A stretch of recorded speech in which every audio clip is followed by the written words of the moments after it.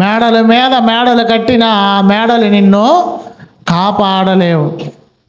డిగ్రీల మీద డిగ్రీలు చదివి జ్ఞానం సంపాదించుకున్న ఆ జ్ఞానం నీకు అక్కడికి రాదు.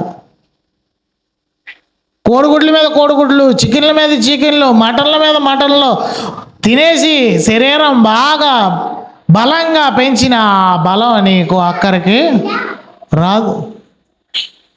నీ ఇల్లు చుట్టూ నువ్వు ఫెన్సింగ్ వేసుకున్నా ఆ ఫెన్సింగ్ నిన్ను కాపాడలేదు. మరి ఏది కాపాడుద్ది? ఏది కాపాడుద్ది? నిన్నటి దినాన బండి మీద వెళ్ళేటప్పుడు దేవుడు మాట్లాడిన మాట,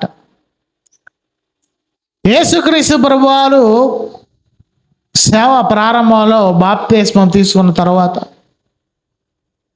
ఇక్కడ ఒక మాట రాయబడింది, ఆయన ఆత్మ చేత అరణ్యంలోనికి కొనుపోబడెను అని చెప్పేసి ఉంటుంది. ప్రాణము, ఆత్మ, శరీరము అని మన శరీరంలో 3 భాగాలు ఉంటాయి.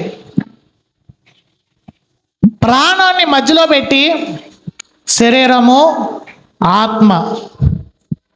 మన ప్రాణము శరీరాన్ని కోరుకుందనుకోండి, శరీరాశలు, నేత్రాశలు, జీవపుటము, శరీర కోరికలు, ఇంకా శరీర సంబంధమైన ప్రతి దానిని మన ప్రాణము ఏం చేస్తుంది?